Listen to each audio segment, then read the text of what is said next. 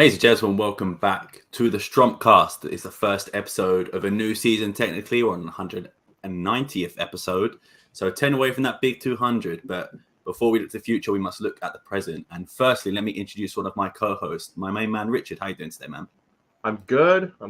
New season's upon us. A new renewed sense of optimism until it comes crashing down and hurts inside. But we're good. And shout out to our ladies today, the gutsy performance. They almost pulled off just a miracle. They almost brought world peace, I'm convinced. I think if that goal goes in, we're that much closer to peace on earth. Yeah, robbed by the post, unfortunately. The damn post. But yeah, we'll talk about that as well in detail as well. But up next, we've got our main man, Danny. How you doing today, man? Good, bro. Same. Starting off a new season with some optimism as always. I don't know what for. I don't know what in the past has made us think or feel like we should be optimistic at this point. But it's here, another new season upon us. I think this is, in terms of our podcast, in terms of a whole, I mean, you and Steph started it, but our 6th season, if I'm not mistaken. I just checked now the first 2017, live, right? Yeah, 5 years ago. So this is going to be our 6th season. So we've seen everything from attack on all shit to championship. I don't know about you boys, but I think this year we're winning the Europa League. But but yeah, long live the Europa League. Well, I mean, the one thing we weren't present for is finishing in 7th place in 2011. So I could always go back that way. So you never know. But obviously, think you're positive. We're not going to start off on a negative note. And lastly, you've got my man Chris. How you doing today, man? Yeah, there's nothing quite like the the thrill, the optimism of starting out on 0 points. Everybody's tied up. In the Portuguese league, it doesn't take much more than I would say 7 match weeks for you to start to see the shape of the table. But after everyone starts on 0, so that's where we're at right now. So for now, you can't take that away from us. So I feel it as well. Let's hope that this year, by the 3rd match week, we're not already out of the title race. You know what I mean? Yeah, let's hope this year the first 3 weeks go a little bit smoother than seasons past. Yeah, most definitely. And of course, I'd be amiss if I wanted to introduce my special guest. He is one half of the Long Ball Futebol podcast. It is Albert. How you doing today, man? I'm great, man. It's a pleasure to be here. It's great to see you guys again. The last time I was on this show, it was for a season review. So it feels good to come on for a season preview, look at things from that perspective. First thing I want to say is I think it's the first time I've been on since your whole rebrand. So guys, will say congratulations on the rebrand. I love what you guys are doing. The new name, the new logo, everything. You're killing it. And it looks great. It's a pleasure to be here. Look forward to it. Thank you. The word on the street is Elon Musk actually copied us with the rebrand. He wasn't going to do it, then he saw us. He saw us doing it. He couldn't be upstaged. And I would say we have a much better name than what he's changed Twitter to. So at the end of the day, 100%. We're still the winners. And of course, you can follow Albert's podcast at the bottom left down there at Long Ball Futebol as well. But without further ado, gentlemen, let's get into let's go for the more recent story, of course. And that is the sale of Yusuf Chamiti, or the I don't know, is it done? There we go. Alleged sale. A Fabrizio Romano tweet, which is quite rare from Sporting, unless it's a big one. But yeah, it was a Fabrizio Romano exclusive, saying that Chamiti has reached agreement in principle to sign Yusuf Chamiti. Deal apparently up to 15 million euros. Apparently Sporting wanted 15 to start the conversations. There was interest from Bournemouth, but Everton seems to chose destination. Albert, I'll start with you. What is your overall take on this deal for an Everton perspective and also Sporting side? Surprised. I was very surprised when I saw this story come out. I did not expect Yusuf Chamiti to be linked to a Premier League club this window at all. Anyone who listened to our show last season will know my views on Chamiti, which is that, to put it in a nice way, he's a very, very raw player. I'm not saying at all that I don't think he has potential. I think he does have excellent potential, but I think when you watch him play, there's aspects of his game that are very raw and quite underdeveloped for a player to be linked with a club in the Premier League. That said, he has a lot going for him. Physical attributes are great, good pace, good strength, and you can see that there's a real possibility for him to grow into something. But 20 million quid to go to a Premier League club after playing one season of fairly hit and miss performances for Sporting is a big surprise. From Everton's perspective, I guess they'll look at this and think, well, we're getting a promising young player from a team who have a track record of producing great young players.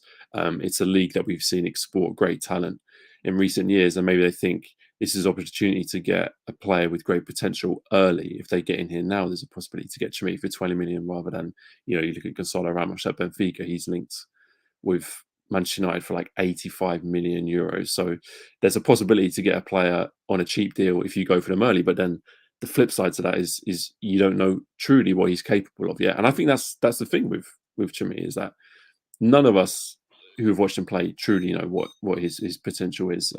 Who was the we know there's a possibility. Who was the kid from Porto who went to Wolves? What was his Fabio name? Silva. Fabio Silva. That reminds me of that, but not. He's even less proven than Silva. Yeah, that was a 40 million euro transfer or something crazy. Right? I mean, don't get me. I mean, I don't think Everton's made that many signings this summer. No. So it's like. Yeah, I think they've missed out. I think they've missed out on a couple of signings as well. So maybe this is them going, look, we want this one. But yeah, a surprise from me. That said, I don't want this to come across in the wrong way. I wish him nothing but the best. And if he goes on and scores goals in the Premier League, like, all power to him. I'd love him to do it. I am just slightly surprised to see this deal happening now for the amount of money that we're talking about. Yeah, most definitely. And Chris, I'll come to you next because you coined the term in our group chat of Thicky Vicky for Victor Gyökeres. Obviously being rumoured overweight, but now is sort of the main striker we would assume in Sporting's team. Now, obviously, Chimiti leaving, release Paulinho as second. What are your thoughts on either Rodrigo Ribeiro being promoted or a third choice striker being bought in the transfer market? Well, I'm going to be honest. I have a new take on Gyökeres after seeing him in person now, the 2 friendlies now, seeing him. I'll be honest. Like, I saw where, I mean, I don't know what the point of Ray Gordon running that whole Gyökeres is overweight story was, the politics behind it, etc. So I'm not going to speak on that. But anyone with eyes can look at this man and just see that he's a bit beefy. And I think that's just honestly, that's just kind of his body type. So I truly don't think that he's overweight. I just think that he's just a fucking tank, honestly. Like, yeah, the Nike shirt kind of fits him funny, right? It doesn't do him any favors, right? It feels like he's maybe between sizes or something, and it's just kind of unlucky. But hey, I mean, he's gonna throw his body around, and I'm here for some action, He reminds me of this is going to be really only 5 people or whoever watches are going to get it, of Josie Altidore, U.S. men's national. He's a big guy. Like, he can move and he can just body guys. But he's got some pace. He's got some technical ability. Like, that's just my initial thought about that. Is he gives me Josie Altidore vibes. The best thing is Victor has knees, it seems like, because Josie didn't have 2 knees. Josie towards the end had 0 knees. My guy would not play in any turf field in MLS because he just couldn't, bro. He was just like, look, let's just save ourselves all a hassle. But yeah, if you don't know Josie Altidore, he's got some sick comps on YouTube, I'm sure.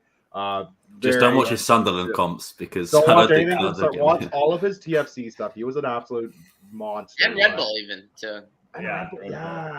Well, yeah, that's kind of my initial thought.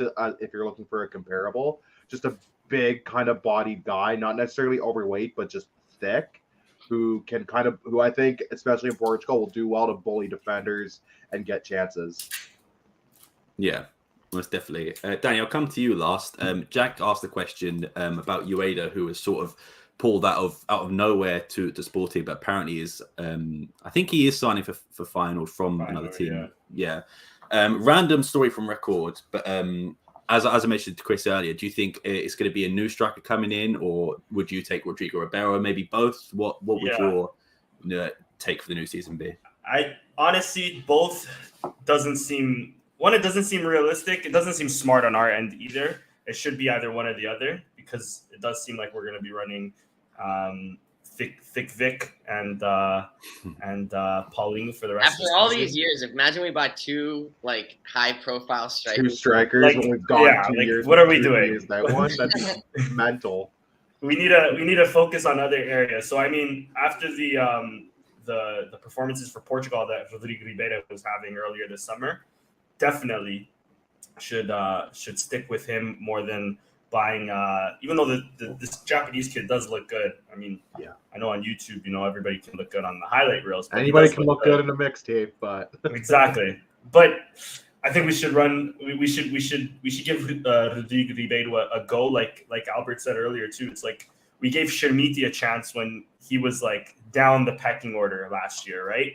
And he made a decent, some decent appearances, but why save that money? We have youngsters that we can depend on more than him, and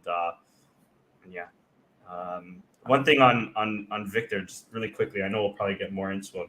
Let me just say, we're with Vic through thick and thin. He's already thick, so we're halfway there, baby. Tech boys unite. Let's go. That's my boy. You know what's funny? Because this year was Gyökeres, but last year, if you remember, they fat shamed Paulinho. I think it was CMTV. Facts. Well, CMTV shames everybody, so Yeah, but what is it with body shaming our players, man? Just I think it's a Portuguese Never thing, happened though. to other. I guess I just don't really pay attention to like super The niche tabloids. like Porto or Benfica news, but that I guess there was that one Yeah. Benfica player who was kind of fat. the but Norwegian guy, the one they he just didn't signed. really make like the Yeah. major headlines. I feel like. I think Remember, fat shaming is just a Porto- Portuguese thing. To be fair, Porto had a few Brazilian players. I forget. I want to say it's like Walter. was the Walter. big There guy, you go. yeah. Huge. He was humongous.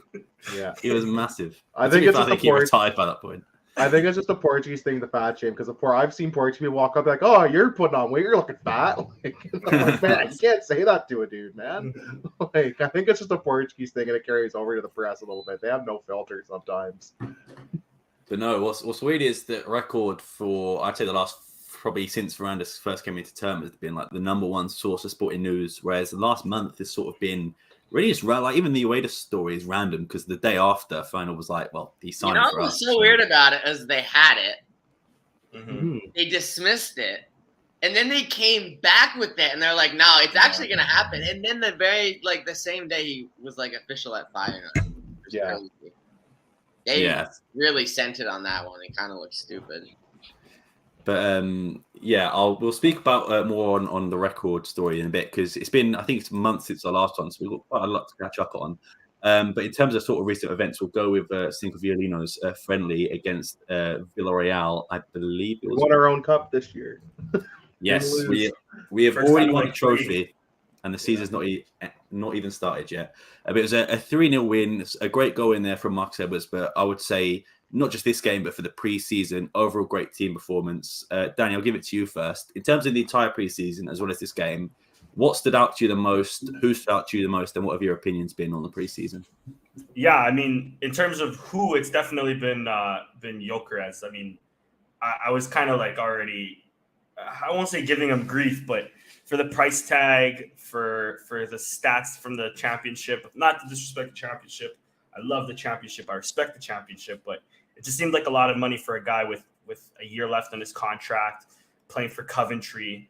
Done really well with Coventry, but at the end of the day, it is still the second division in England. So had my reservations, but just from first glance at him, powerful, as we were saying, like a brute, but like pacey behind them, fights for every ball, will attack the open space, which is something Paulinho hasn't done in his time at Sporting. So I've been very pleased with seeing him already starting to integrate. Of course, it is preseason; things are early, and defenders aren't up to every challenge like they will be in a few weeks. But very positive signs. I've liked Eduardo Quaresma a lot coming back. I think he might play an important role if St. Juice continues to be injured. Neto, I can see having a few injuries this season. And overall, man, like even the things, not so much on this game, but even the things that we've Coates already with a knee injury as well. But in terms of the preseason in general, I mean, we've seen Inacio play like a CDM, John Stones role, like Guardiola's been playing with John Stones.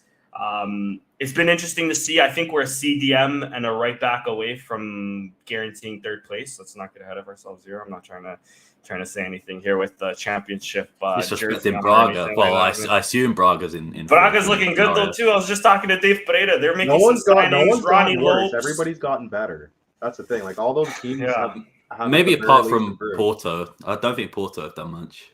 I don't think they've gotten worse. Yeah. They're at the very least the same, I think. They're the same, yeah. Yeah, they haven't sold a lot of players though. That's the thing with Portugal. I'm surprised they didn't sell Diogo Costa. Yeah, I will say that was the one I thought would have been done and happened, but it's been kind of uncharacteristically quiet around him. Yeah, and I know they're working on who is it from Boca Juniors? Varela from Boca Juniors, which would he's a good player. Yeah, I've watched a bit of him. They'll be getting a player. They'll be getting a guy. Yeah. But yeah, and with Diogo Costa, I'm surprised United went with Onana instead of him. That's crazy. But yeah, no, I mean, good preseason. I won't get ahead of myself because at the end of the day, it is preseason. We can win every game, 5-0 if it is, But if we lose our first game of the season, the fans are having a meltdown anyway, so it doesn't really matter. Preseason, same if we were to lose every game. Of course there would be some meltdowns happening on Twitter, but nothing to get too ahead of ourselves. This is all about two on the bounce now in preseason. Exactly, and they'll probably win the league still. You know what I mean? Like it doesn't mean shit, to be honest. So, but I've liked what I've seen. I've liked the experiments. And the last player I wanted to mention was Bragança. It wasn't so much this game; it was the game before against Sociedad. He looked like he's picking up where he left off, basically, and that's the best sign, especially from a player of his quality and like how he is. Getting an ACL injury could be scary because it could make or break the player, but so far it's looking good so far. I'll say that. Yeah, I agree. I think with Bragança as well, the good thing, obviously there's no good thing about an ACL injury, but like the good thing for him is that his game was never sort of speed or dribbling or running. It was always the technical aspect, the passing, the long balls, the football IQ. So I think Bragança should be hopefully 100% this season. I think this is going to be his breakout season, I think, in my opinion. But I'll come to you next. Different question as sort of a non-biased entity. So we've seen Jenny Katamo get a chance this preseason, and he has killed it. In all fairness, he's been very good. But someone who didn't get the opportunity, wasn't even a part of the presentation of the squad, was Fatawu, who seems to be either being sold or loaned out. Like I said, from a sort of non-sporting perspective, what are your thoughts on Jenny Katamo getting this chance where Fatawu is sort of just training on his own, looking to be sold or maybe loaned out? What are your thoughts? I mean, the Fatawu situation is so strange. It's bizarre because you go to the lengths to sign this player, to bring him to Portugal, his first club in Europe, and then a season later, the prognosis is that he's set to leave. I mean, I looked at him and I thought he was a good young player. He didn't have that many opportunities, but if you invest time and money into signing a player and bring him over to Portugal, surely there's like extensive scouting that's gone on to bring him there, and you have a plan to develop him over 3, 4, 5 years, and then so for him to leave, I find that a really, really bizarre situation. If it's like a loan to a Premier League club, that I can get on board with that. Fair enough, he'll play some good minutes, but I do find that very strange. And Katamo, yeah, I mean, he's not a player that I watched very much, but he seems like another exciting player coming through to pre-season. Who knows why some players are now being chosen over others, like Danny was saying. We saw Trimiti get a chance over Rodrigo Ribeiro when it seemed like Ribeiro was the one who was on track to break into the first team, and then suddenly wasn't given his opportunity. So I do find it a bit of a strange one. I'm more than happy for Katamo to be given a chance because he looks like a good young player. But for Tau, I really don't understand that. For me, that is a very strange one. Yeah, fair enough. Richard, I'll come to you next with another player who wasn't presented, and that is Gonzalo Esteves, even though he had a pretty decent, I think it was under 19s World Cup, and he's not getting the opportunity. It seems like we've only got sort of one registered proper right back in the team. What are your thoughts on Esteves? Do you think he's going to get loaned out? I know he had the troubled loan spell at Estoril, whether it was lack of commitment or anything like that. But what are your thoughts on Gonzalo Esteves in his future? I've said this before. I think Gonzalo Esteves needs to grow up a bit. I think that's his problem because we've seen the skill. I think he's got all the skill needed to be a top level right back or right wing back. I think it's in his head. I think he needs to grow up a bit, and I wonder if that's where the disconnect is with him and the coaching staff. Because like we saw him at the Euros, the under-19s, they finished runners up. He was one of the best players on that Portugal team, and now you have him almost like not even existent on the club at the club level. So I wonder if it's just a training thing, because I like the guy. I think he's a fantastic player, but I wonder if it's just he's got to grow up a bit and mature, because we've said that about a few guys. We've said that about Quaresma last year, going into the season, that he just didn't seem to have that maturity level. But seems like maybe he's had a change in attitude, and he looks like he might actually be a part of the squad after all. So I wonder if it's just something similar for Estevez, because that's the only thing I can think of. Is it's got to be one of those, he doesn't train like Fatawa. We don't think he trains well, or we don't think it's something in his head. So that's my only thought about him. And I like the guy, but it's too bad if he gets loaned out. I hope he goes better than Estoril, because that was just a disaster loan. They loaned the guy and then never played him at all, which blew my mind. You went through all the effort to try to get, at the time especially, a top level youth talent, and then played him 0 minutes. So if I am assuming at this point he's probably getting loaned out, and I hope it goes better than the last time he was loaned out. Yeah, most definitely. And finally, in a good segue, Chris, someone who we didn't think would get a chance this preseason, Eduardo Quaresma, come in a new role, has been what a segue. I'm glad I brought him up now. Yeah, I was waiting for you to bring that something like that up, so had it straight there. Thank you, Richard. But yeah, so he's been playing in a new role again, saying that was sort of lack of attitude, whether it was him or like the women or whatever it was with Eduardo Quaresma not being up to the professional standard. What are your thoughts on Quaresma? He's overcome everything, because he is back with his girlfriend, and it seems like he's going to make the first team. So he was out of Amorim's numbers for years. Maturity questions. Did not have a good time in Germany at all this past year. 4 appearances. I don't think he totaled 90 minutes in a single one as well. And he made it back. So I mean, there is a chance for Estevez. I don't see it, right? It's probably not going to happen, but I'm just saying, like, it is possible, I guess, to get back in Amorim's good graces. This may be the first time we've seen it. A dude get like exiled and then like get brought back, because you don't usually make it back from that. So yeah, I mean, I've been impressed. To be fair, I think that the back three, which is like what he was playing when he first started with Sporting, right? When Amorim joined, suits him better. He's undersized, obviously. So yeah, I think that it might be a combination of he's developed a bit, he's changed his attitude, and also Amorim's hand is forced, because there's not that many options if multiple of the center backs are injured. So yeah, good for him. And I guess it's not official yet, but he was presented, and it seems like all signals point to him being staying this year. Yeah. Most definitely. Go on, Daddy. Let me just quickly add how like crazy it is to me, because out of all the guys between him and Marsa, how is Quaresma in this team, and Marsa, after having like a really good loan with Sporting Gijon, that's a little crazy to me that it's Quaresma. I mean, I don't even know why they bought it, to be honest. What was the point of that? I don't know. Yeah, it feels like a waste of energy. This man was going to court. He was like not training at his old club to come to Sporting with 6 months left on his contract. And it was such a weird saga. Now he's already ready to leave. It's like, okay. Yeah. And it's like they don't even want to. He had a good under-20 like World Cup done long ago as well. Like I'm surprised they didn't want to give him more of a chance. I'm hoping it's just a loan out, like for Tau, like just being loaned out. I'm assuming so. I don't know, man. But I'll tell you who's not being loaned out or who's being sold is Sotiris, man. He's got no chance. Sotiri, I forgot Sotiris exists. He still exists? Apparently. He could be a figment of our imagination.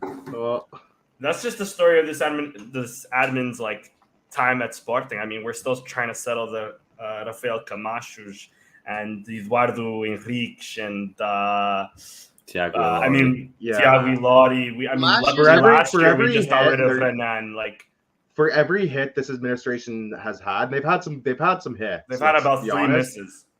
For every hit, there's like 2 misses. That's the thing. Like there's double the misses as there is. That's the issue. Every 2 weeks, there's news. Camacho's about to rescind. And I thought he already August 1st. I'm not gonna lie. Well, hasn't rescinded yet. Bro, if I was making $3.5 million, I'm not rescinding my fucking contract either, bro. Get the bag. I'm never gonna fault the player for cashing the check.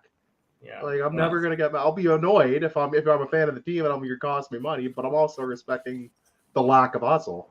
Like go get yours. Yeah, no, 100%. This next one is just a quick one. I want to get your opinions. We've seen the away kits in the home kit, and I think it's like unanimous. They're okay, nothing special. They're fine. But this, this is gonna cause epilepsies. Like this is not great. I mean, I guess we'll take a vote. Chris, are you a yes man or a no on this one? See, here's the thing. Every pattern's different, so you could get like an even weirder pattern. Yeah. I kind of want to buy it because it's so ugly and it's kind of funny. The back is all yellow and there's like a hard transition. It doesn't look good. It doesn't. That's the thing. It doesn't blend at all, right? Because of kit regulations. Yeah, I mean, this is pretty ugly. I actually question if they're gonna warm up in it all season long. I would not be shocked if they warm up in like the black one that they train in. Yeah. And this kit just kind of fades off. But the one that Danny had where they did this similar thing where it was like every kit is a slightly different design. At least that one was like green. It blended well too. Yeah. I thought. Like, it looked smoother. I think it was the whole up in the back as well. Yeah, this one. This just reminds me of like a goalkeeper kit from the year we won the league, which had all the random lines from the bottom just coming up like someone just like. Yes. Oh yeah. That's what this reminds me of. And like you said, if every design is different, then fair enough. There you go, Danny with the. Yeah, that's the one. Yeah, that one looks a bit better. Yeah, and this one is just a straight template as well. But I mean, we knew we were going to get templates anyway. But like, this is just. But wait, the third in the Stromp kit though. Yeah, if there is a new Stromp kit, it might be the same one. I thought there'd be a new one by now, but they might just roll with the old one just for say it's Nike, right? Like. Unless you're they don't use it twice a season, 3 times a season. They use it in like cup. They use it in like cup games mostly. That's it. Like you don't see it any other time. That's what the Portugal runs the last couple of seasons have been pretty short. So yeah, they was very. But yeah, most definitely. Albert, from a non-biased perspective, what are your thoughts on this beauty? Nike love pulling some shit like this every so often. They just come out with a template like this, right? They've had a few stinkers. Listen, the one thing I'll say, you guys count yourselves lucky because this is a training kit, and I've got a feeling that at least one team, I think it's Birmingham in the championship, have been given that template as their like official away kit. Oh, no. So count yourselves a bit lucky that this is just a training thing. You don't have to look at it for too long. No one has to buy it. Some clubs, I think, have been given that as like their actual kit. Canada's new away kit is the same template as the Nike training kits for sport. Our for the men's team. So our women's team gets somewhat unique kits. Our men's team, because our federation's so fucking useless, gets glorified training kits. It's disgraceful. But yeah, that shirt is that as a training shirt is not great. I'm not gonna lie. It just, and I love football kits. I love kits with funky patterns. I got a few myself. That ain't one of them. That's not it. That was a swing and a miss. Nike's been really weird the last couple of years. I don't know what it is with Nike, just as a whole, not just for sporting. They really they come out with like 1 year they'll do like a bunch of amazing kits, and then they'll follow it up with like 2 or 3 years of just dog shit. Like, I don't understand this company. This is our last season with Nike too, unless we renew. So we could be on the hunt. This time next year, we could have a new manufacturer. We could return to, say, a Puma or a Macron. We'll see. Just give me somewhere I don't have to pay like €30 shipping. I just want to. Yeah, can we just fix the shipping? I ordered. You know what bothers me too? I've ordered from the official federation website, like for Portugal, and the shipping is like half of that. Yeah, I think I'm like, how are we spending so much in shipping for sporting? It's ridiculous. But yeah, that's so this time next year we could have a new kit provider. Praying it's not Castor or whatever, Castor or whatever the hell they're called. I'd take Puma. I'd take Macron back happily, even though they're sizing. You have to double up your size. Jokeres would be in trouble if he was in the Macron. Jokeres would be in big trouble. I'm in trouble with the Macron side. Imagine him. I'd even take Umbro. I like some of the Umbro, like the Strela Demadora kits. Those came out really nice. Torrent in the division below have a really nice kit as well. There's a couple teams in Brazil. I think it's Fluminense and Grêmio in Brazil. They have some really nice ones too from Umbro. So I'd be happy to go with them. I don't know what make it is, but the Vasco da Gama one was like the top tier for me. That was Kappa. That was Kappa. Yeah, they did better Portugal kits than Nike somehow. I'm not mad at the Adidas kits this season too. Like Arsenal's Adidas is even a bad Adidas kit's as a decent kit. That's a problem, right? Not bad. Yeah. Like a bad Nike kit's a bad kit. Like a bad Adidas kit's still okay. Yeah, most definitely. Albert, I'm going to come to you with this one next, and it's sort of one that's been sort of a debate for the last sort of season, definitely. But is the St. Just experiment with Sporting, is it over or should it be over? Let me know your thoughts. Oh man, I know I said I wouldn't put you on the hot seat, but no. It's a great question, man. I think there's such a good player there. There's a really good player there. There's a player there who could be the best defender in the league, right? But the guy just can't play 3 games in a row. It's a real problem. So it's so tough because I don't know how long his contract is, to be honest. I mean, he could have 2-3 years left on the deal, I guess, because he only signed last season. So I think it's still 2026, if I'm not mistaken. Okay. So, it's a player he invested a lot of money in.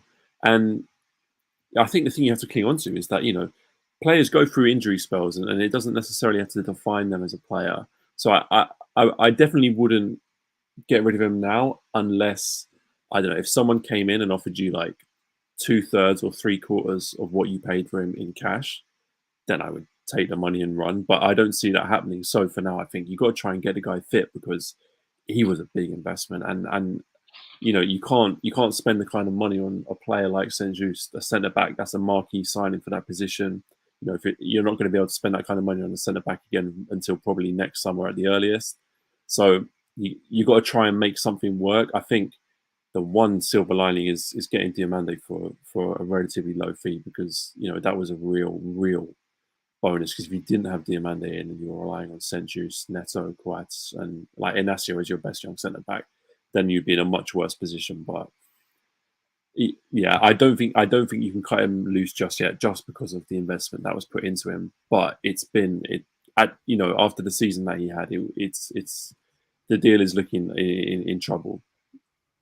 Yeah, most definitely. Richard, I'll come to you next. It stinks as well, just to add on to that, because like when he's healthy, he's such a good player, but it's just he's struggled to stay healthy. I think that's the consensus as well. Yeah, I was going to say to you, Richard, obviously his 7th injury, and he's been here literally a calendar year from now. Do you think? I mean, it's difficult because obviously no one knows the future. But do you think there's still time for him to turn it around, or do you think it's pretty much done for now? I think he's still got time to turn it around. I mean, I think the first few months will be kind of the measuring stick, I suppose, to see if he can stay healthy. And that's the thing, like when we played in the Europa League, we played Arsenal and we played Juventus. He was one of our best players over those 2 ties, right? Like we almost stole one against Juventus, right? But he's hurt all the time, so I don't know. I like the guy. I think he's healthy. He's a phenomenal player. If he can't stay healthy, though, it doesn't matter. If he's going to be missing a game every couple weeks or 2 games in a month, it's just not going to. You can't rely on a player like that. You can't put the stock, and it sucks because we've invested that type of money, and we've invested big money in players before, but this one was one of the marquee signings. Came in with a lot of hype last season, especially because we didn't really make any big signings. He was the marquee signing last season, where season sucked, and him being hurt didn't help matter. So I think if we at least played well last season, finished better, maybe won a cup, we might not be talking about it as much. It would have overshadowed some of that negativity. I think we noticed it more because the team wasn't great, and we've noticed he was gone more, if that makes any sense. But I don't want to give up on him yet. I still think it's a bit too soon. I think just before like mid-season, so like maybe November or so, we'll have a better idea of where we stand with St. Just. Yeah, most definitely. Danny, I'll come to you next. Obviously, Richard mentioned it. The game against Arsenal, that run he stopped from Martinelli from scoring, literally looking like the Flash in running back in the It was centre an back. unbelievable run, by the way. He ran from like past the halfway mark to catch up. It with saved us. Yeah, Yeah. it saved that game at the very least. Like, Yes, saved the game, and obviously we went on to win the tie anyway. And St. Just, I believe, did play the full game, including extra time, I think, in the second leg. If I'm not mistaken, yeah. Yeah. Sorry, Chris. He Go on. actually got hurt, didn't he? He had to come out. he I was might against have got Juventus, hurt near wasn't the it? Oh, that end. was against Juventus, not against Arsenal. Okay. Yeah, Yeah, I think it's Juventus the he got first hurt. 20 minutes he was gone. Yeah, But he'd had a month of games and basically, and then his knees were like literally nope, everyone that's enough. said he's turned it around, he's back. Then it was the game. We were against Juventus. so I think 20 hopeful. minutes in, he was We gone. were so full of hope and optimism, and then look what happened. But yeah, obviously I'm no scientist, no doctor, but I think the way, because he's so fast, I don't think his body is sort of like molded to it. I don't know how He's fast. He's fast and he's big. Like, he's a pretty tall and like built guy, right? So I think that it's just a combination of he can move that fast, but his body's not necessarily built to move that fast all the time. I wonder if that's one of the things, is his joints can't handle that with his height and weight, moving at that kind of pace all the time. What's his current injury? Because I don't know if it's been like publicized. It's his knee. I'm pretty sure. It's usually been his knee. It's his knees. It's been everything. It's been his hamstring. Yeah, it's been his ankle at one point. It's been everything from the waist down. He came with a shoulder injury. Out at Mines. Yeah, he's had it all, man. It's been mostly from the waist down, but yeah, like he's probably had it at some point. Yeah, Danny, my question to you was going to be that obviously St. Just with the current injury, Coates is on one knee. Are you looking to, I would say St. Just is probably the more valuable one. If you were to sell, do you think you would sell St. Just to try and bring someone in, or do you think, like Richard and Albert said, give him the one more year and see what happens? I'd say still give him some time, because we do now have quality and depth. I know we say Coates is on one knee, but I think he'll be good for the season start. He still looked good against Villarreal. We have Quaresma coming back. The thing is Inacio is still kind of up in the air. And normally I would say we're not going to sell him. I don't think we'll sell him, but knowing this administration, anything can happen in terms of that. So we'll see. But with at least those four guys, I don't know if I've mentioned Neto, I'll make that 5. We have quality and depth. In case Coates goes down, we'll have, a back 3 of Diomande, Inacio, and maybe Quaresma or Neto. Mateus Reis as well, still there. Mateus Reis, exactly. Can also put exactly. So I mean, we have quality and depth there. I don't see the need to rush to sell them just yet. But of course, like Albert said, if somebody's coming in, if like a Feyenoord or something comes in for like 2/3 of what we paid for him, or even exactly what we paid for him, I think you'd be dumb not to at least consider it, given how unlucky he's been here, which is a shame, because like everybody's mentioned here, he's fantastic. They were turned off by the price. Yeah. Which I can only imagine means that we're at least looking to recoup whatever we set. Yeah, like 12. And 12. Yeah, definitely. Chris, last but not least, what are your thoughts? Again, like I said, the 7th injury he's had, there's no current timetable. He was presented at the squad though, so looks like he'll be a part of the squad. What are your opinions on St. Just at this moment in time? Yeah, you just got to hope for the best. Plan to not have him, honestly, or plan to have him at least in the same capacity that you had him last season, which is at best half the games. When he's in, he's a pleasant addition, and you just can't count on him too much.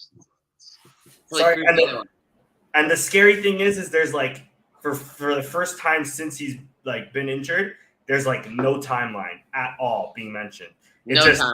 They consistently keep repeating he has no timeline, which makes me wonder, like, did he tear his meniscus or something? Like, are they not being honest about what actually happened or something?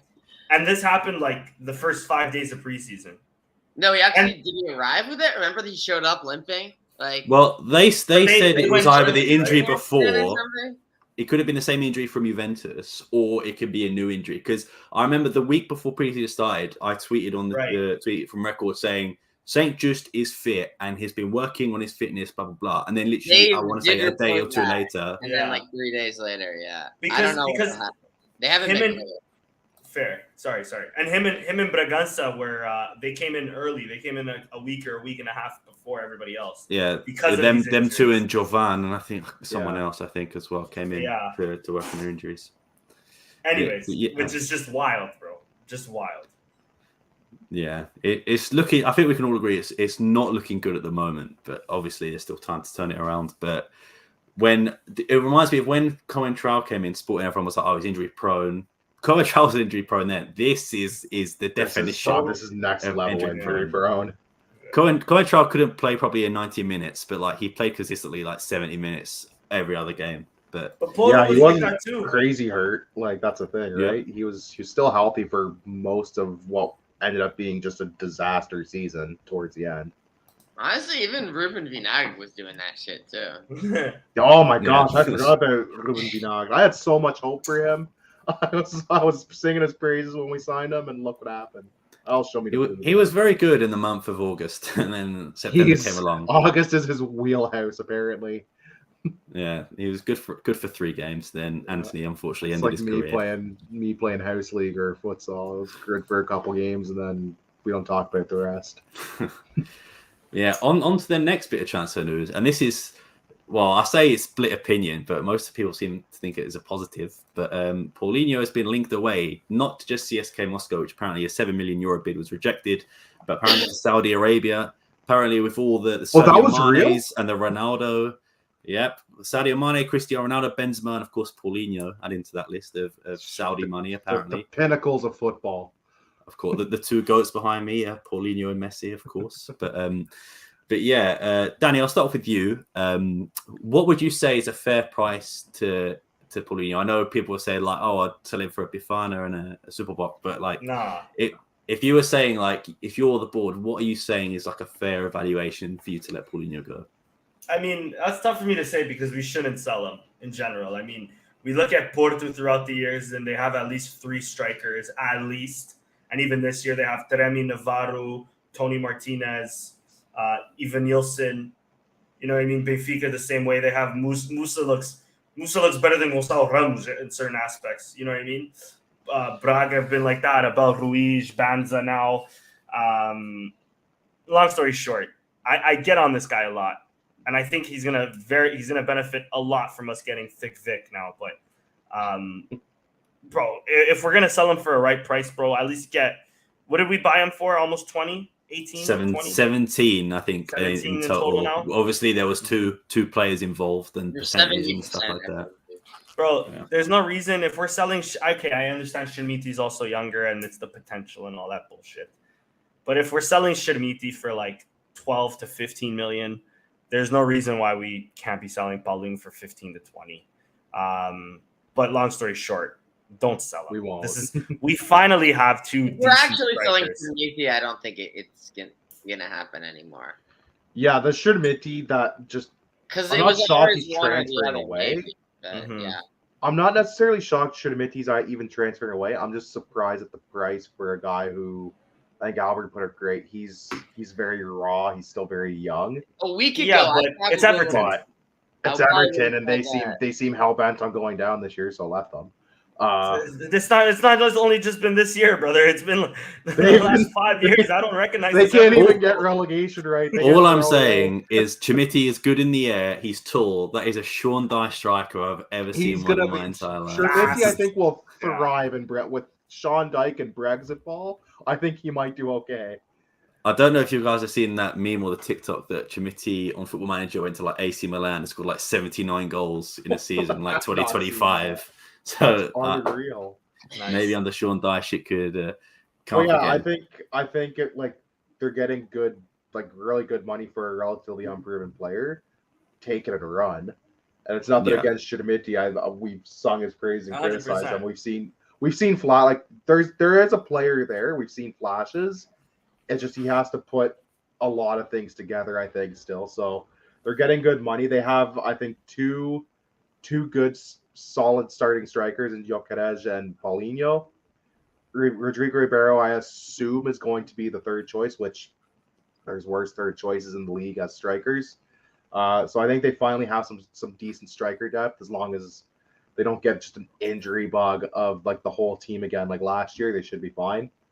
Yeah, I think keep Paulinho. I wouldn't sell him unless it's something ridiculous. Like if it's an offer you can't refuse, like you don't refuse it, take the money. But I think right now I think just keep him and roll with him. We've still seen he's the UEFA man after all, right, Sam? Mate, he's the UEFA man and the Allianz Cup man. I'll just remind you who scored the league-winning goal, and it was Paulinho. Paulinho. Wearing a swimming cap on his head as well. So like, yeah. what can't the man do? Yeah, we need him. We gotta get. We need the Allianz and UEFA man. He does turn up in those random cup games, right? So big game Paul, I guess. Big game Paul. Gran jogo Paulinho, you know. Yeah, most definitely. And I guess, like you said, everyone does have a price. That's why release clauses, I suppose, are a thing. But obviously, Paulinho is not going to go for the release clause. But you can say that for sort of any of the players. Albert, I'll come to you next. As again, I keep mentioning you're the sort of the non-biased one out of us. I would 100% admit I'm the most biased Paulinho person on this panel at the moment. But what are your thoughts? Well, yeah, by a country mile. But what are your thoughts on Paulinho? Again, same question I asked Danny. What would you consider a fair offer for Paulinho? The problem is, Sam, you've brought me into being neutral, but I'm a bigger Paulinho fan than half the guys on this podcast, honestly. I'm a Paulinho guy. And I thought you were saying than me, and I was about to start an argument. Bigger than Sam is you got to have no. Listen, I won't test Sam on his fandom of Paulinho.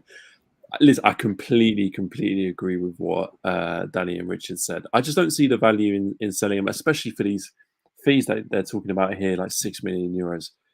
There's no value in selling Paulinho for €6 million.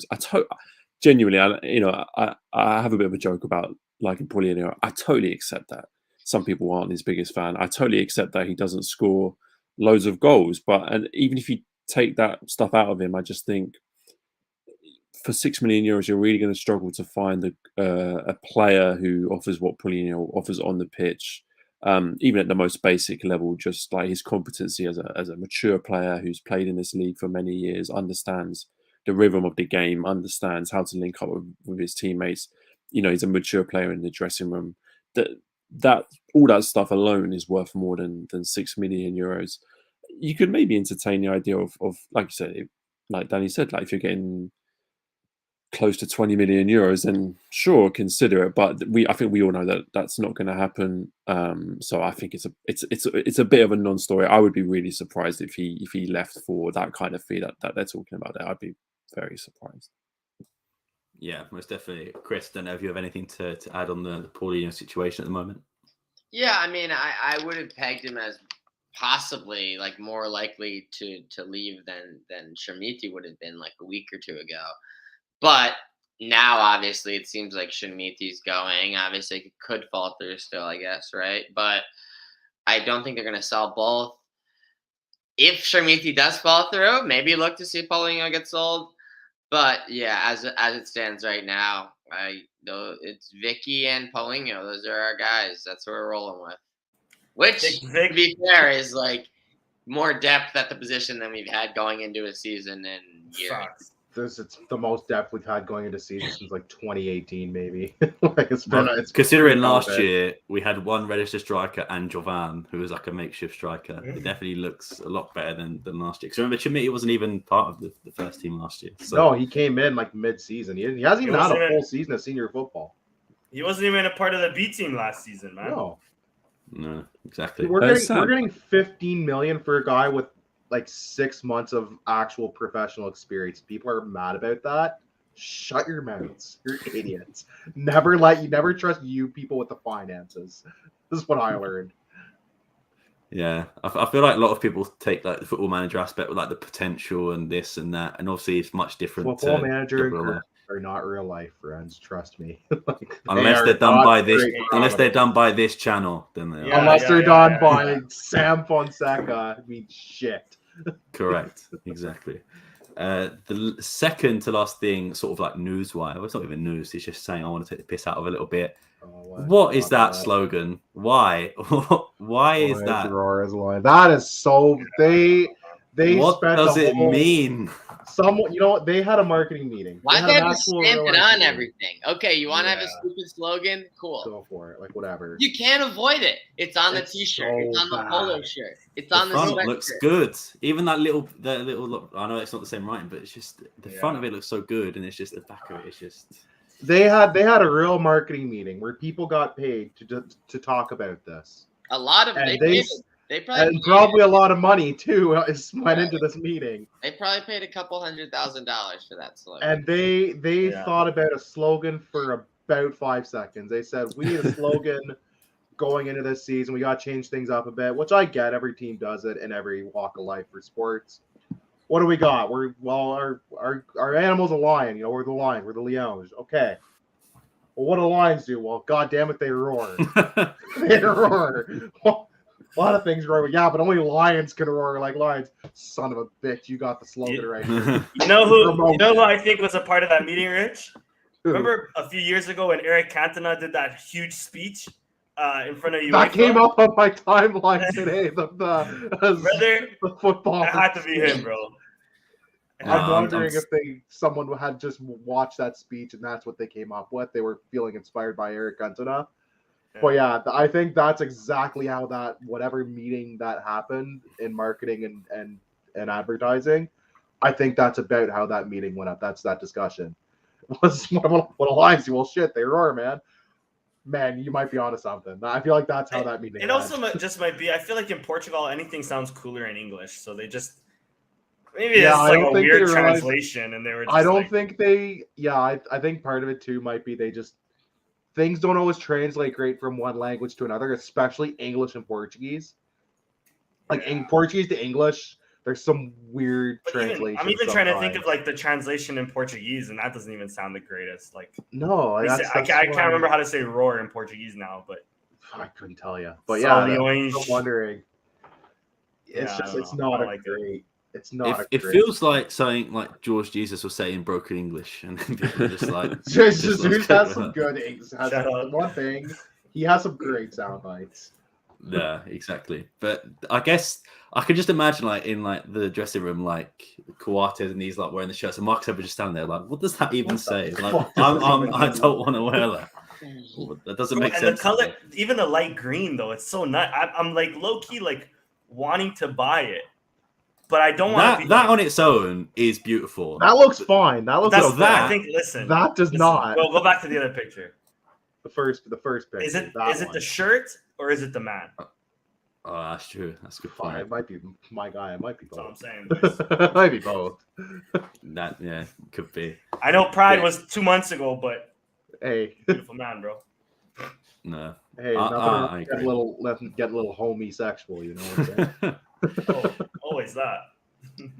The last thing I wanted to mention was this, and I know this again is a bit opinion, Danny. I saw you in the replies as well, and that was Barroso's debut red card.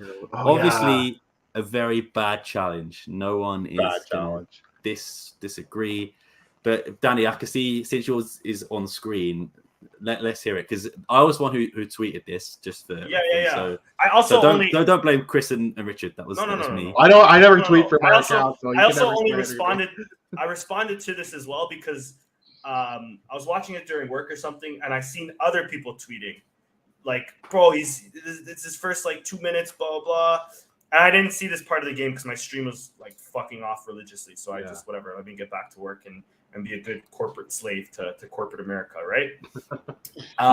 So, anyways, I end up tweeting. Like, I look up the video and I see it, and it's just like, okay, guys, what are we crying about here? Like, it's clearly a red. Like, the guy could have taken his ankle off, right? Like, I understand, it's like unfortunate for a 17, 18-year-old kid making.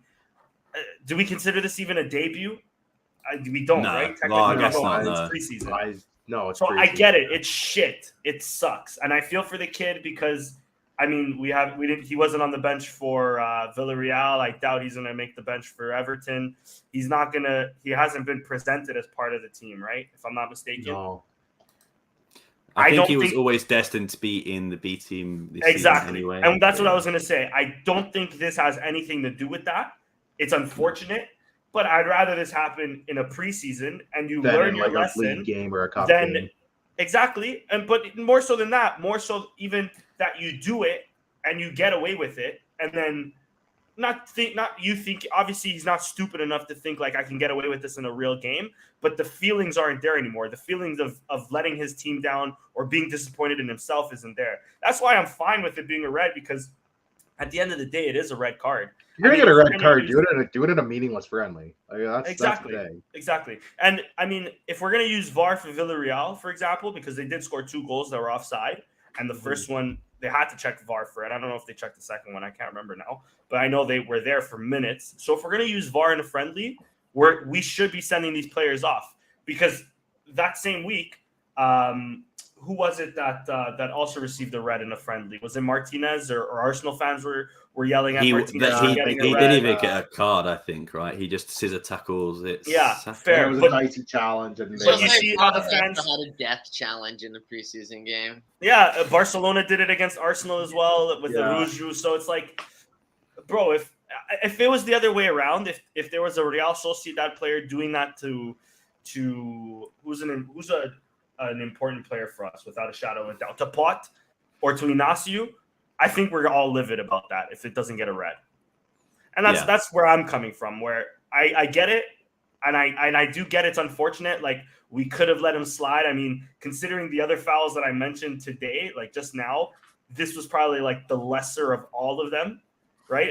Bro, that fucking Barcelona to the Rouge to Arsenal, I don't know if it was soccer or not. The man could have fucking knocked his knees off.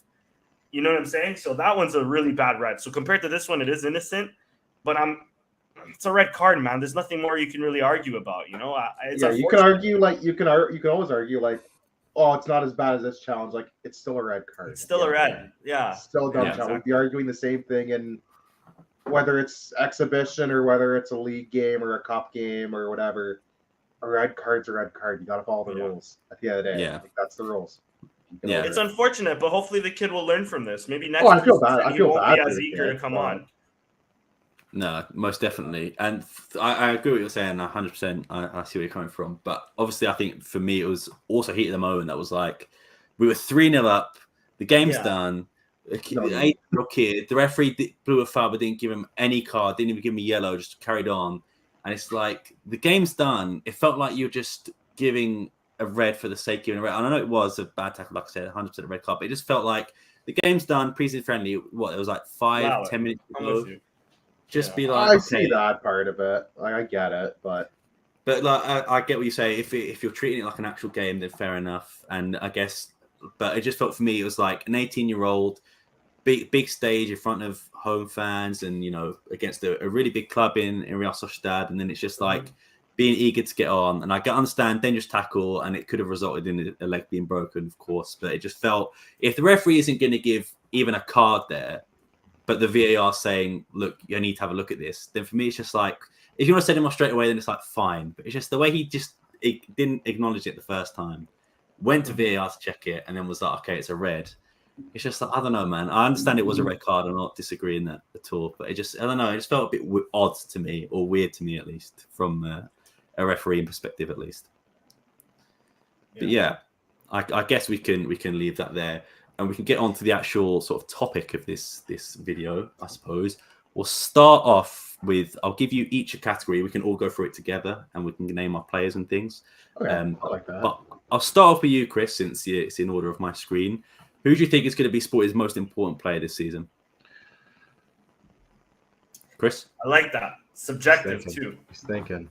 I'm thinking about it. Okay. I'm not rushing you. I'm sorry, man. We can come back to you if you want.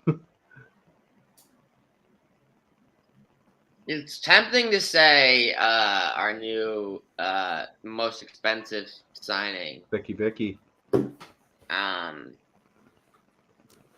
But I'm going to go with a player who's been critical for us for multiple seasons and who the success of the team has directly been tied to. Maybe the addition of this new player will allow him to. We'll see a new version of him. But Pot, I'm going to go with Pot. Fair. I think that Pot's just going to continue his evolution as a provider. I mean, he was threading through balls in that Villarreal game. Maybe there's less pressure on him to score as much. I think he's still gonna get 10 goals. He's still gonna get like 10 to 20 goals minimum, I think. He's just I think he's really showing that he's a versatile player. And maybe it's the new number. You know what they say. So number 8 for Sporting is, if number 7's the curse, number 8's kind of the blessed number for this club, it seems.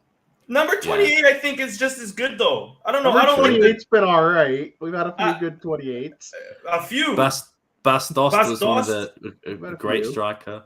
Some guy, I don't know if you guys have heard of this guy, Cristiano Ronaldo. Not bad. Who the fuck is that guy? Not bad. Who the hell is that? He's playing what a flop. Saudi Arabia, last I heard. There's been a few. I think even Quaresma had 28 at one point. Oh, I don't know about that one. There's been a few. We've had a few 28s. I almost said his name. My bad. Masa Podre. He was 28. We've had a few 28s, but I think number 8, maybe it's something in the water once they get number 8, but that seems to be a good blessed number. Definitely not number 7. That shirt's cursed since Figo Nobody left. has it still. Nobody has it. Nobody has it. I love it. The best guy to have it was Ismailov for like a couple years. Tabata wasn't a bad number 7. Tabata wasn't bad either. Tabata just never got a chance to do anything. I think someone needs to grow up and be like, I'm number 7 this season, and then screw all of you. Yeah. He counts to 17, bro. He's too much of a. He's too afraid. Jovan has 77. Just take one of them off, man. Just one. Kill one of them off. Jovan. Yeah. Jovan's already cursed as it is, bro. That's true. He doesn't need more. He doesn't add on to it, man. Give the man a chance. That's a good point. Danny, coming up to you, who do you think will be the most important? I was actually going to say Pot as well, but I'll change it up and I'll also give him love. I think he's been a very important player to us. I think he's still going to continue to be an important player because if he remains healthy and still on it, you can argue he won us the league, or at least was very crucial on us winning the league a few years ago. It's going to be Quach. I think Quach still has a lot to offer to the team. He's clearly a leader in the team. I think he's been the leader even when Bruno Fernandes had the captain's armband. I think he can lead us again to glory. Hopefully he can stay healthy because even when he isn't healthy, he's playing relatively well, even on one knee.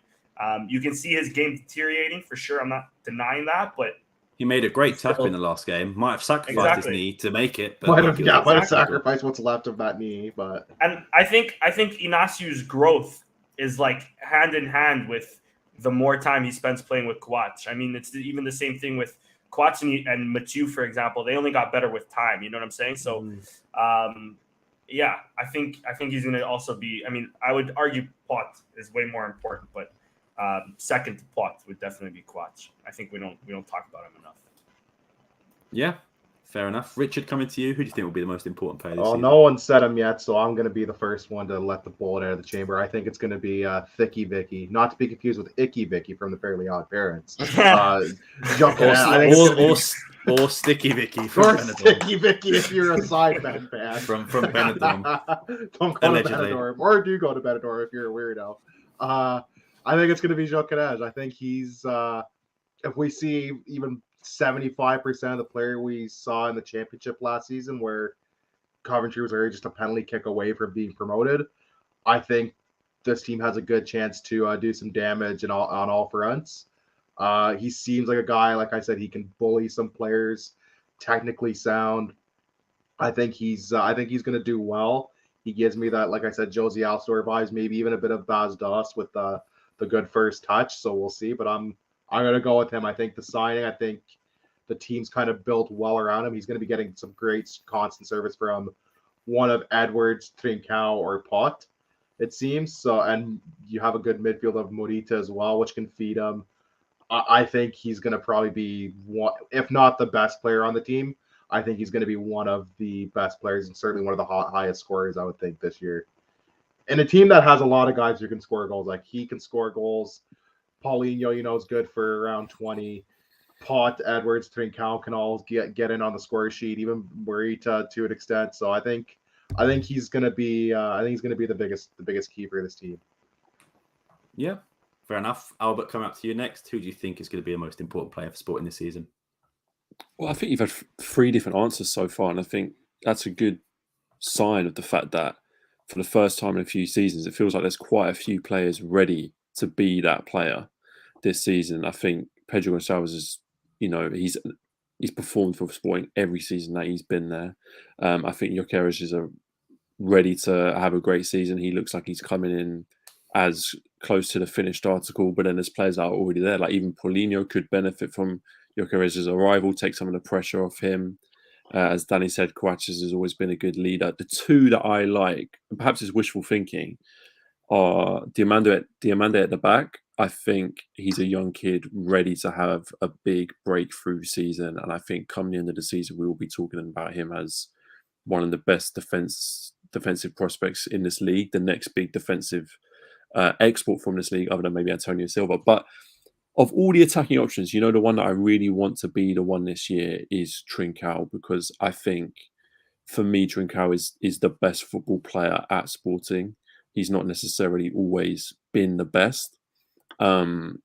He's never quite settled since leaving Braga, and I just think I want this guy to find his home, to have that killer season where he proves beyond all doubt like this is the player that he is.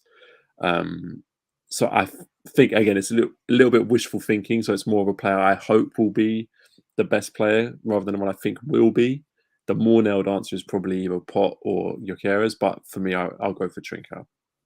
I think that's a good shout actually, because like he was one of those players last season that as the season progressed, you could see him getting a bit more comfortable. And it just stunk because we had like nothing to play for by like April. Was he stat padding in meaningless games? Was he stat pad? That's a thing. But I think he's shut up, Chris. Trying to make a point. He's looked good though, even in the preseason. He's looked good. I'm a fan. He's looked more. I think having like the full year now to kind of adapt and get reacclimated with Portuguese league football, I think it's gonna only do him well, and I think he's gonna probably be. I think he'll be one of the better players. I mean, it's him, Pot, and Edwards kind of swapping in and out for that front 3 essentially. So I imagine he'll get and he'll get a lot of time. And apparently Jenny Katamo as well. And apparently Jenny Katamo, honorable mention. Alfonso Moreira. Sure. I think Jenny Katamo. Yeah, I forgot about Jenny Katamo. And then Jovan. Stop saying names. There are more categories coming up. and then there's Jovan for like a month when like everyone's hurt. It's like, oh, Jovan's back in the squad. When he's confident, it's like, where have I heard this story before? Yeah, I think Trincao's a good shout, is what I was trying to say. Before Chris came in out of nowhere. Fair enough. Yeah, all of you, I agree with. I'm going to go a bit left field, and the reason I'm going to go for this person is because if we want to succeed, let's go, boys. He's going to say Antonio. Let's go. Adan. Let's just go. Richard, genuinely, it is Antonio. I knew it. For the positives and negatives, I'm with you, Sal. Yes. Yeah. But in order for this season to be a good season, he needs 100%. To improve. Yep. In my opinion, the worst player last season. The worst. He cost us too many games, too many points, too many goals. And this can coincide with either him or Israel. I'm pretty sure it's Adan still getting the number 1. But if we're going to have a good season, he needs to step up. And it seems like he's taken responsibility in the preseason interview he gave. He said, I've made mistakes. He didn't say just 2. He said plural, lots of mistakes. He only made 2. So it's an improvement on his previous interview at least. But I think in terms of who we need to be good and who we need to sort of step in and be, like Danny said, if we want to get back to that title winning season, Coates needs to be back to that sort of form. So does Antonio Adan. We don't want the Adan from last season who looked even at most points scared to be number 1, especially in big games. Porto in the Taça da Liga final, Marseille to get us into the Champions League. Even he made a mistake against what team was it? Even Juventus, you can argue, made a mistake. Midtjylland, he made the mistake. So it's just like if we need to be a good team, if we want to be a good team, it's either Adan, it's Israel, is it Kalai who steps up? We need that goalkeeper, and I assume it's going to be Adan, but he is the one. I do think we will see a bit more Franco if I'm not too off. I think we'll see Israel come in Israel a bit seems more. more legitimate of a threat to a down than he did last season. Yeah, I think so. He's had a year to kind of get used to some of the first team football. He's gone to Uruguay games, so I think you will see a bit more of Israel if they want to start that transition. You'll probably at the very least see him in, again, toss the Liga, probably toss the Portugal if we actually get more than a game in that. Praying for this season, and you might see him in the odd Europa League game, depending as well. So I think you'll see a bit more of a split than we did last season. Yeah. You know who you won't see? That'll probably be in Sam's guess the player in about a year. Andre Paulo. For sure forget. Andre Paulo. He's already been in it, Danny. Thank you. Oh, He's already been in Son of a bitch. Oopsies. I believe it was Kevin versus Richard. I think Kevin. Probably within 5 seconds. We've had so many guys that I just forgot played for this team. Like, you think I'm gonna? I don't even remember what I had for lunch today. Andre Paulo. I forgot we even talked about him before. But yeah, you'll be glad there's no guess the crib off today. I'm giving you a lot of break, so we can forget about I that. can handle it. To be fair, also be very unfair to Albert in this situation. Yeah, I would have no practice. I'm so up for it. Bring it on, man. We'll have to do it another time. Not today. Kevin's the champion, so Kevin's got to be here as well. So Kevin's time. He dictates all the rules here at All Things Alvalade HQ. We run everything through Kevin Fernandez. Most definitely. So the next category is something we touched on a bit, but I'm going to go reverse chronicle order. So I'll start with myself.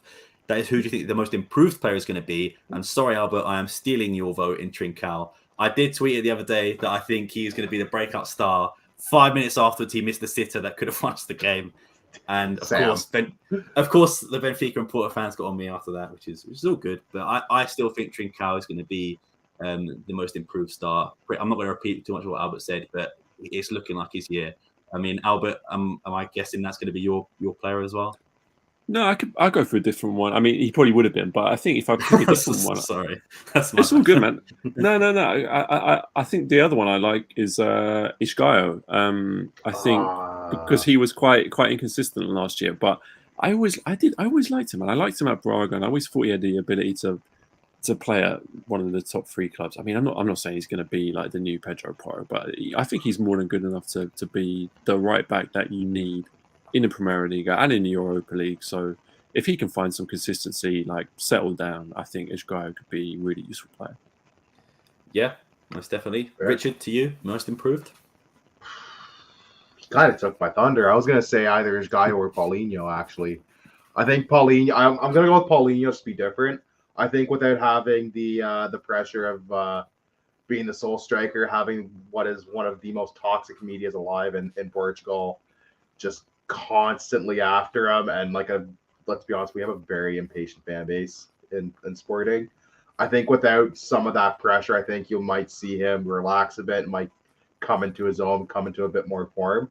So I think if anything, he's the type of guy when there's not as much attention on him, he tends to do a bit better. Whereas when all eyes are on him, I feel like the nerves and the pressure kind of gets to him a bit. So I'll say Paulinho, just because there's that added competition. There's less stress to be the sole goal provider, the sole guy to kind of get the chances and create opportunities. So I think I'll go with Paulinho just to be different and to make Sam happy. Thank you very much. And Danny, for you, most improved. Broski, all 3 of those options were what I was thinking too.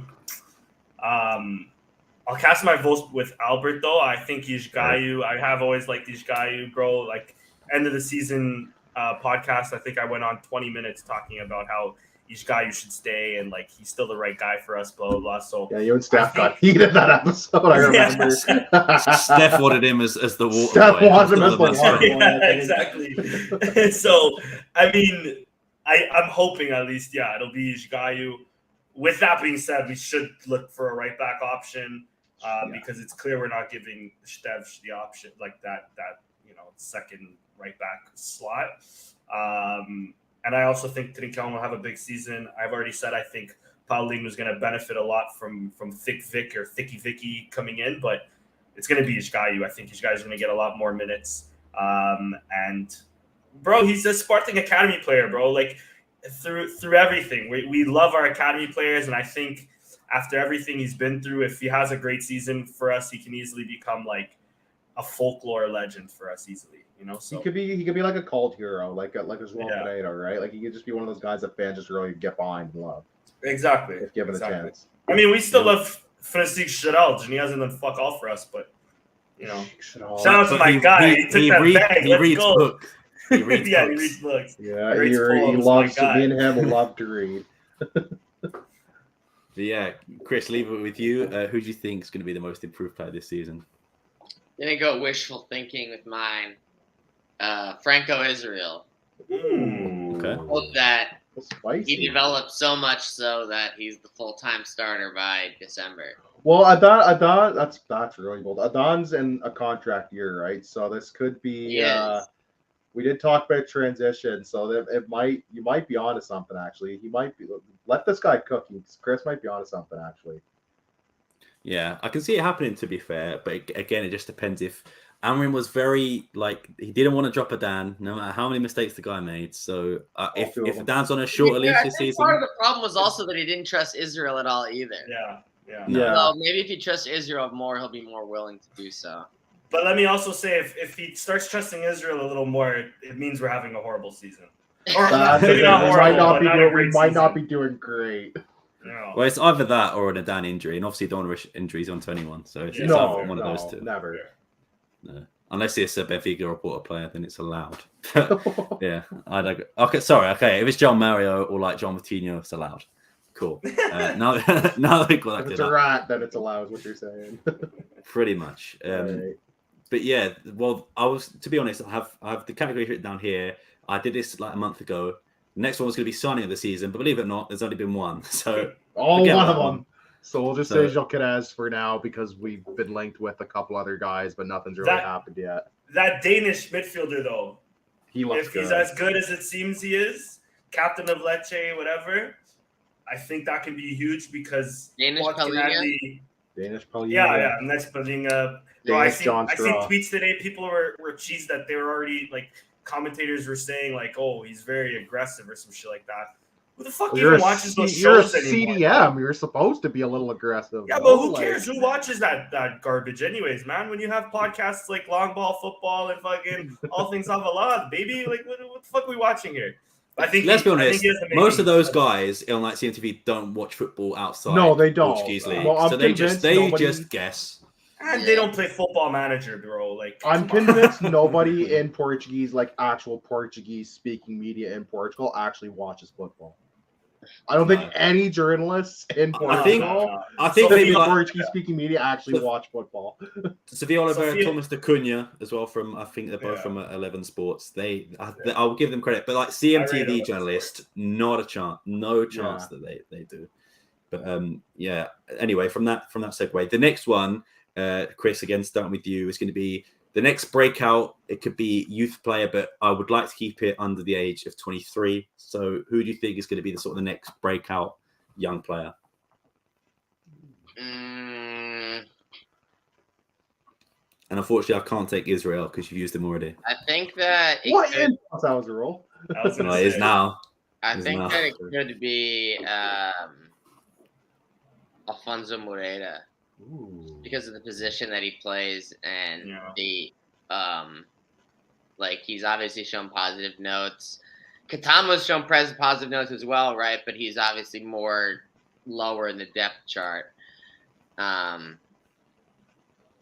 don't know if we're really signing a midfielder for 15 million, a striker for 24. It's we're really going to be buying a left and a right back too? No. At best, pick one. Get one of those. So, yeah, I think that there could be an opportunity for him when Nuno Santos isn't playing. Yeah, fair enough. Danny, for you, breakout player. Yeah, bro. I don't think we're gonna be playing the youth all that much this season. I'll say Katamu, only because if we do sign that the midfielder from Lecce, I don't see us playing Dario Sugu all that much either. So I would say Dario, but because of that, I'd say maybe Katamu. Unless we sign a right back, then I don't fucking know. I'll go with Franco Israel too. Then, Yeah, fair enough. Richard, for you, I was gonna say Asugo, maybe now he's had a proper full year of football. But if we do sign that Danish guy, like Danny said, maybe not so much. You know what? Screw it. I'm still gonna go with Sugo. Fuck it. I'm a man. I'll die He can on play it. it. I'll die on this one. He's pretty good. So Like, it's a long season. It's a long season, but Braganza gets injured again, or Morita gets injured. You can see him coming in. He slots in. Like he's a pretty good player. I'm happy to say Sugo. I like the guy. He's still super young, but we've seen some good flashes of him. I think having a full year of actual senior football, not just okay, we're gonna just trot you out in a random league game once a year for 2 years. I think being with the first team and everything will have done him good. He actually turned down going to the under-19 Euros with Portugal this year to do preseason with Sporting, which I thought I was kind of bummed because I would have really liked to see him with the juniors. I thought that team would have done even better without him. You don't think he would have played, eh? He doesn't play for Benfica. He wouldn't have played. Oh, it's true. We're lucky that we've seen enough of Rodrigo Ribeiro that we did, man. That's just because all the Benfica strikers were playing for the national team or for the under-21s. Exactly. But yeah, I think he's a guy who has potential, and he turned down multiple Nash. He could have gone to the under-21s even if he really wanted to, and he stayed to train and practice with the A team in his off time. So I think that's just a good sign and a good mentality from him. So I'll go with the Sugo. Yeah, fair enough. And Albert, for you? I really like Asugo, by the way, so I hope it's him. My guy I already bigged up, so I'll keep it brief, but Diomande for me is the one. Yeah. If you count him as a youth player, young. I I know you didn't come from the youth academy. I was close to saying guy. Diomande too, actually. Yeah, so he's my one. That's fair. Yeah, I'm pretty sure he's under 23. I'm pretty sure he's like 19, so it works out. Unless they lied about his age, like he's actually like 30. But I was annoyed because I just googled Braganza because I thought he was still 23, but unfortunately 24 as of May. So he's old, get baby. shit on by He's your old. old. He's getting in Football Yeah, Manager. okay. He's getting sold, bro. It's getting sold now. exactly, yeah. Eat shit. That's your own girls coming back to bite you in the ass. It is. But I think I'm gonna go with Eduardo Quaresma, especially we mentioned with Coates' injuries and St. Just injuries. There's going to be definitely more time for him. And if it wasn't him, I probably would have said Marcia if he was presented, but unfortunately not. But for me, I think this is also Quaresma's probably last chance. 21 years of age. He had that first when Amorim first took over. He was the back three. It wasn't Inacio. It was Coates, Metu, and Quaresma. That was how it worked out. And he looked solid. Got an injury, and then there was questions of maturity and stuff. But I do think this is probably his last chance to sort of nail the place. Not that it's his last chance at Sporting. Maybe I could see him being like loaned out, but I think this is proper good last chance to impress Amorim. And I think so far he's shown he's up to it, playing in a different position. Obviously, the last spell to Hoffenheim didn't go too well, but in a weird way, it might have matured him by not playing, by making him hungry to play, if that makes sense. But yeah, that would be my one. So the final category, of course, is the final place in the league, and I guess we'll do every competition just to make it fair. And We'll start off with Liga BetClick now, I believe, no longer Liga Buin, Liga BetClick. We swap betting companies. That's literally all we did. No, but you guys know me. I never like to go positive. Last year, I guess third, and we finished fourth.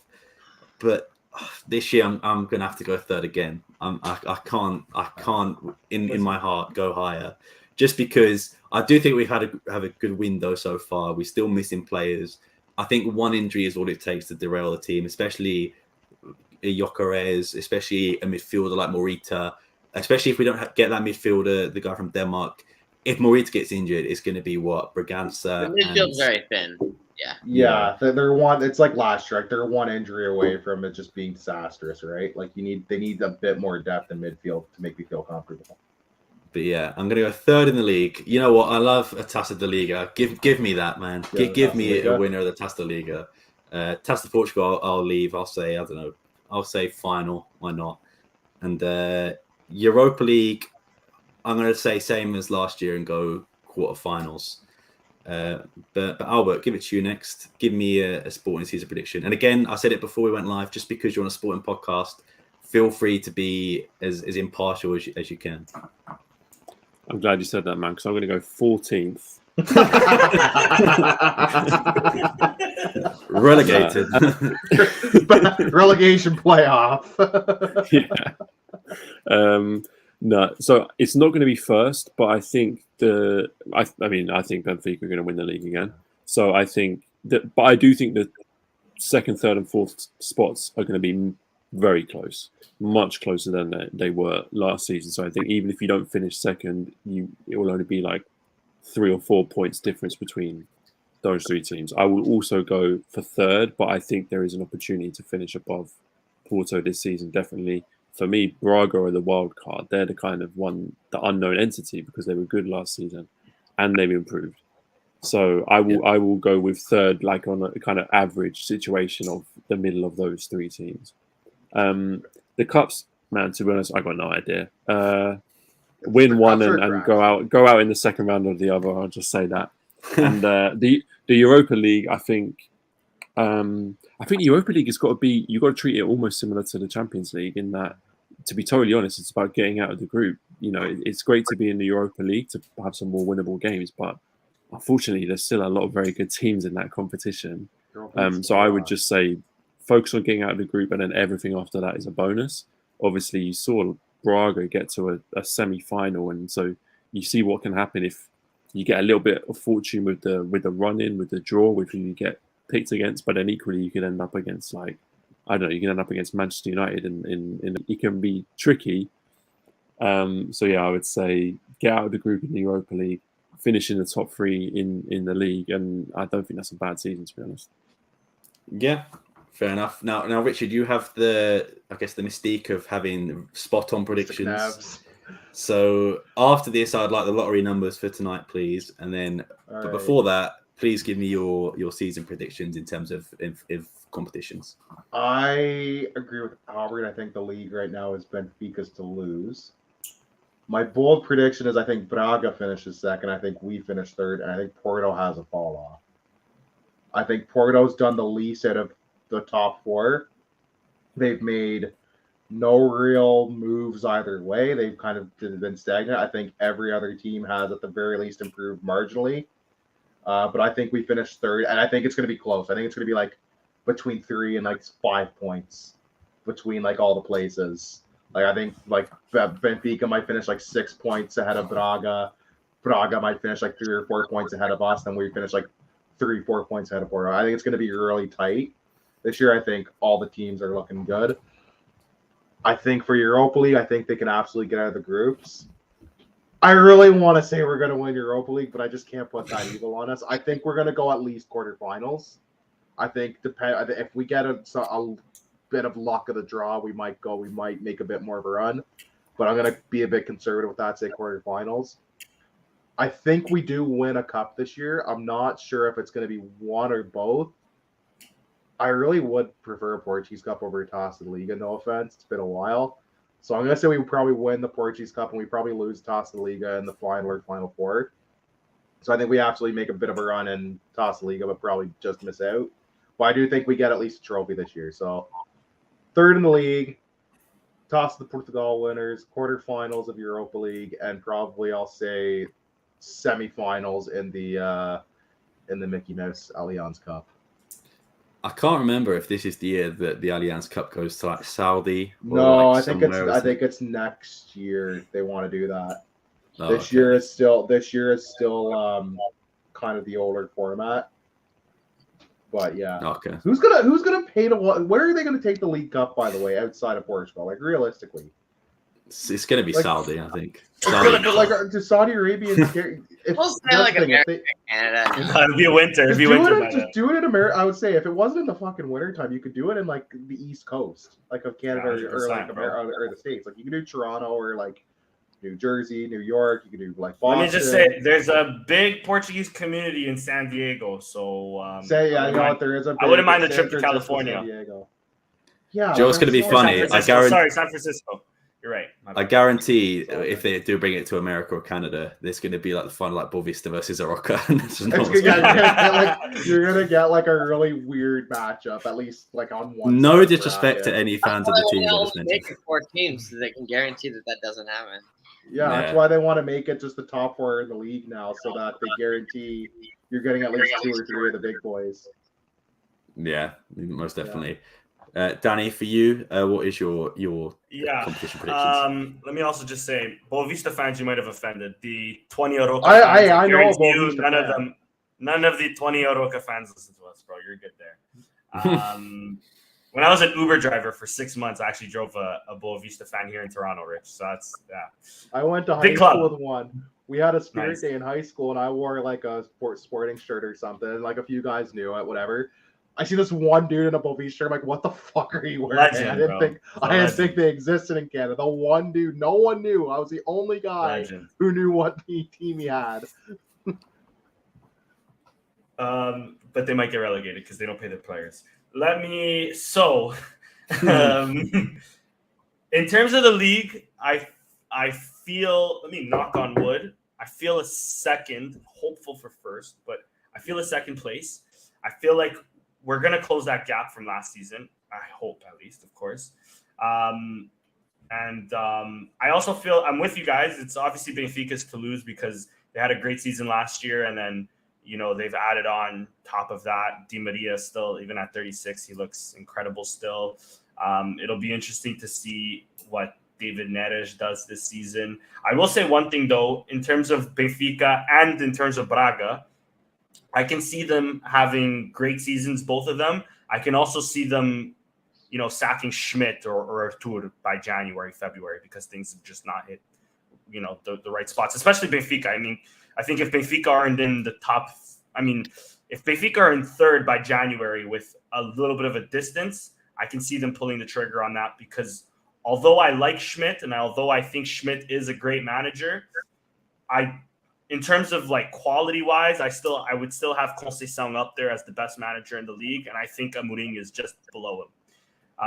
But with that being said, Benfica and Braga, Danny, how they do in Europe might dictate the coaches too, right? If they have like a disastrous Champions League, the thing is, decisions a bit, right? Braga have to make Champions League first. They have no choice. So that'll be important for them. Just because if they don't make Champions League, I was even talking to Dave Pereira a little while ago too. If they don't make Champions League, Al Musrati is gone, and I think he's like crucial to their team, right? Although they've bought really well. I mean, Ronnie Lopes for like 500,000 is like ridiculous as it is. I thought it was 3 million plus 500 in bonuses. It was free. Then I don't know. I don't know. Free? I don't know. Like I just read from BT24 like a few hours ago. That's crazy, right? They've bought in. They've brought back Bruma. They lost Yuri, which is huge, but for the most part, they still look good, right? I'm saying Sporting in second, but I'm hopeful. I am hopeful. I'm hopeful that Benfica stink it up. But the thing is, I think if Benfica do well in Champions, it'll only translate to the Portuguese league as well. And then my other fear is if they don't do well in Champions League, at least they're going to be beating Aroca at home. You know what I mean? So, well, that was the pattern last year, wasn't it? They were doing really well in Champions League, and everyone was like, they're going to fall off because they're in all the competitions, and they just never better. They fell off. They fell off a bit for the World Cup, but that's about it. After that, World Cup break screwed a lot of teams up. I think that was a really weird anomaly, which we won't have this season. So, anyways, I think Sporting in second, hopeful for first though. I do think we'll win. Again, I said it last year. Maybe I'm wrong. Hopefully I'm wrong. I love the guy. I do think this is Amorim's last season, and all he's missing is the Taça of Portugal. So I'm going to have us winning the Taça of Portugal. Heard it here first. And the Europa League. But you heard it here second. I said it first. I mean, yeah, but this is Sporting Club Portugal, bro. We only dream of Champions Leagues and futsals, bro, not for the soccer team. Europa League. If we were in the Conference League, I'd predict us to win it, but we're not. Europa League. We could drop down to Conference League. Just saying, that's still a thing this year. That'd be disaster. That'd be horrible. I thought you couldn't drop down from Europe. It's not till next year. It doesn't take effect till next year. That this is the last year of like the actual normal good fun formats. Okay, cool. Where you can still drop down. So they could pull a Braga and drop down next year or this year. Hopefully we don't. I prefer the Does it work where we're second in Europa League versus third in Champions Third League, place. is that right? Third place would still Yeah. drop down like Champions League, and they would play Second- a playoff second with the place. second place team. Will the second place team in Europa then go to conference? Is that how it works? No, is it no. a third Second place place, if team? you lose, you're out.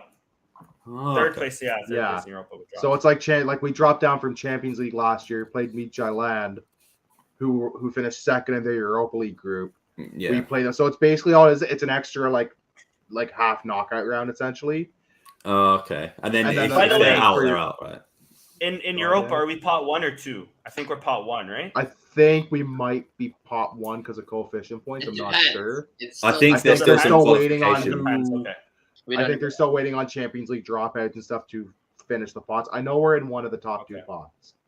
It 'cause I depends know, on who drops out of Champions League. I know qualifying stages. Marseille and PSV can still drop down. I think they're the ones that one of them will face Braga next, so long as Braga win. But I have no idea who even they're playing. I forgot. Well, the there are guy's still name, teams right? like Brighton. I think will be in like pot 4 or pot 3. Obviously, I True. wouldn't want to draw Brighton.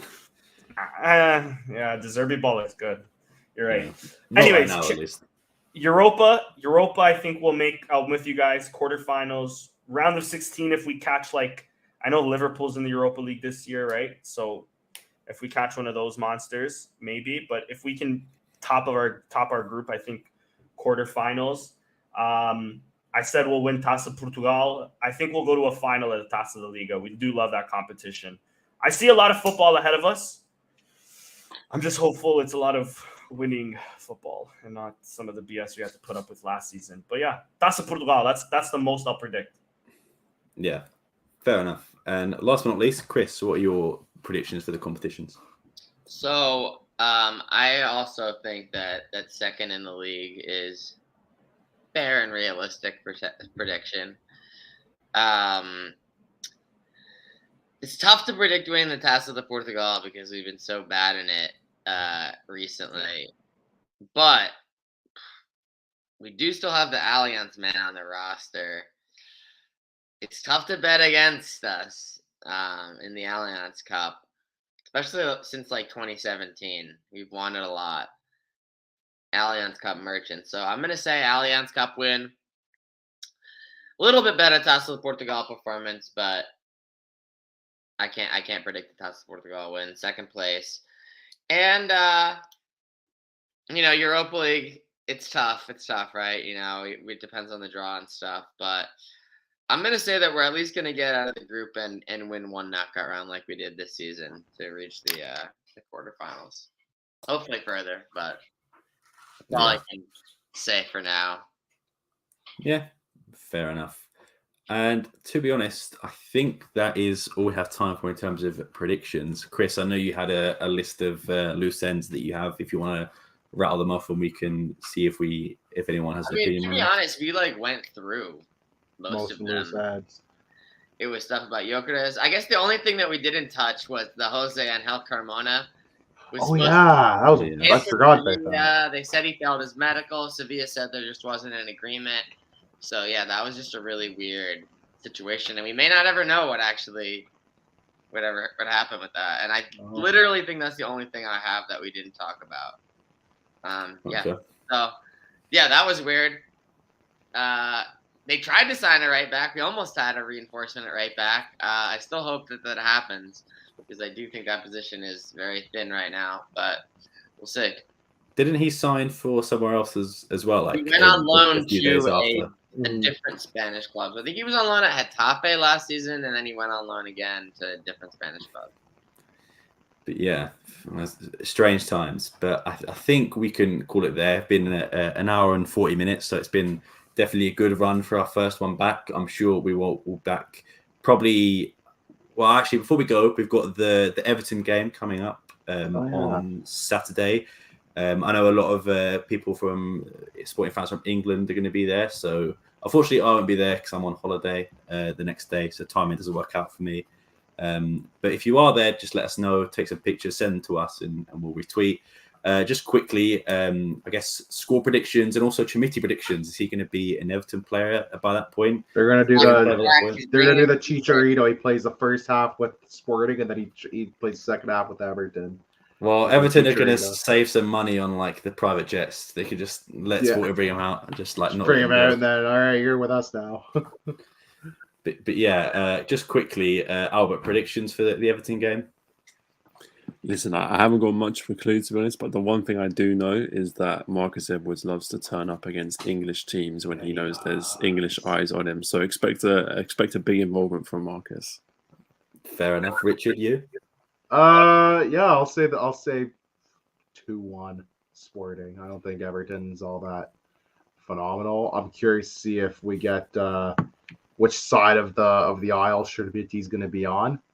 He might be an Everton player. He might be playing as a Sporting player, and then that's it. And then he goes to Everton like right after or even mid-game. But that's kind of the only thing I'm thinking of. But yeah, I'll say 2-1 for us just to kind of round off what's been a nice kind of fun preseason. Yeah. Danny, for you? I'm just going to predict a Shamiti goal. Against who? Who knows? Who knows? He'll never tell. Could be an own goal. He'll never tell. Yeah, Christian, what about you, man? We're gonna absolutely run through them. Continue this undefeated preseason, an epic preseason, and then lose the first game of the season. And then lose the first. Who's our first game of the season? Who is our first game of the season? Actually, Vizela, I think. Oh, we'll absolutely fucking lose that. Now that you've said it, now that we put it out there. Yeah, there's I think just under 10 days. I think is when the first game of the season kicks off against Vizela, as we mentioned. So we will be back for them, and we'll be covering that. But before we go, shout out to Albert from Long Ball Futebol. Thank you for joining us, man. Your X handles, because not Twitter anymore, are down to the left. Rest in peace. Thank you, Elon Musk, for that, I suppose. And if you want to follow Albert's personal account, that's also down below there. I'll remove the banner for now so you can see it properly as well. So if you didn't see that again, that's Long Ball Futebol, and that is Albert's Twitter handle there. You can follow Richard here. You can follow myself here. You can follow Danny there as well.